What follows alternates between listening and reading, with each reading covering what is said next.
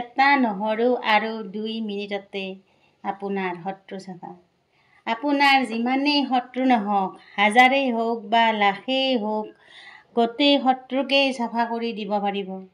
শত্ৰুই আপোনাক কেতিয়াও ঘূৰি নাচাব। প্ৰিয় দৰ্শক, মোৰ আজিৰ ভিডিঅ'টোলৈ আপোনালোকক স্বাগতম জনালোঁ।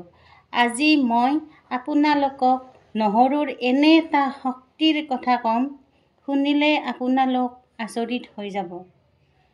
আমাৰ জীৱনত ৰান্ধনী ঘৰত নহৰুৰ যেনেকৈ আঞ্জা সোৱাদ কৰাত প্ৰাধান্য বেছি, ঠিক তেনেকৈ মানুহৰ জীৱনতো সমস্যা দূৰ কৰাত প্ৰাধান্যতা আছে। বৈদিক যুগৰ পৰাই নহৰু এবিধ বহুগুণ সম্পন্ন বস্তু। আয়ুৰ্বেদত ঔষধত নহৰুৰ উপকাৰিতা বহুত বেছি আৰু আয়ুৰ্বেদিক ঔষধ বনায়। তাৰ উপৰি নহৰুৰ এনে চমৎকাৰী কিছুমান গুণ আছে, অপশক্তিকো নিৰ্মূল কৰিব পাৰে।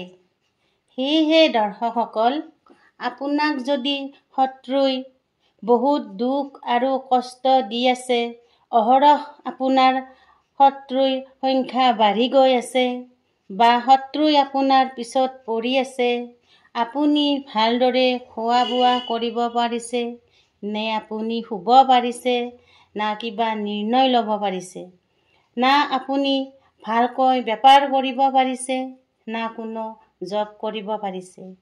চাওক, যিসকল ব্যক্তিৰ পিছত শত্ৰু লাগি থাকে, সদায় শত্ৰুৰ সংখ্যা বাঢ়িয়ে গৈ থাকে। আপোনাৰ জীৱনত দুৰ্ঘটনা বাঢ়ি গৈ থাকে। আজি ঘৰৰ এজনৰ হৈছে, কাইলৈ আন এজনৰ হৈ থাকে।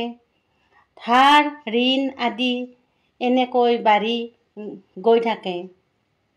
মানে কোনোফালে উন্নতি নাইকিয়া হৈছে। আপুনি বহুত দুখ কষ্টত থাকিব লগা হৈছে। তেন্তে আমি আজি এই ভিডিঅ'টোত নহৰুৰ চমৎকাৰী গুণৰ কথা ক'ম। আপুনি নিশ্চয় ভাল ফল পাবই। তাৰ আগতে মোৰ এটি আপোনালোকলৈ সৰু অনুৰোধ। ভিডিঅ'টো যদি চাই ভাল পায়, আপোনাৰ লগতে আন 10 জনেও উপকৃত হ'ব পৰাকৈ ভিডিঅ'টোত শ্বেয়াৰ কৰি এটা লাইক কৰি দিব আৰু কমেণ্টত জয় শ্ৰীৰাম বুলি লিখি দিব। এতিয়া আমি নহৰুৰ কি চমৎকাৰী গুণ, এই কথাটোলৈ আহোঁ। প্ৰিয় দৰ্শক, আমাৰ সকলোৰে ঘৰত মন্দিৰ নাথাকিলেও পুৱা গধূলি সদায় চাকি ধূপ জ্বলাবলৈ এখনি সৰু থাপনা হ'লেও থাকেই। যদি নাথাকে, তুলসী গছ হ'লেও থাকে।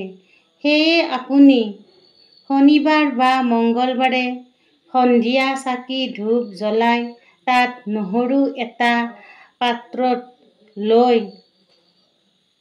প্ৰাৰ্থনা কৰি আহি হাতত নহৰুটো টানকৈ ভগৱানৰ নাম স্মৰণ কৰি মুঠি মাৰি হাতখন ভৰিৰ পৰা মূৰলৈ আনি হাতখন মূৰৰ ওপৰত থৈ 3 পাক ঘূৰিব লাগিব আৰু এখন কাগজত শত্ৰুৰ নাম লিখি নহৰুৰ সৈতে কাগজখন জ্বলাই দিব আৰু ছাইখিনি তিনিআলিত পেলাই দি পিছফালে ঘূৰি নাচাব।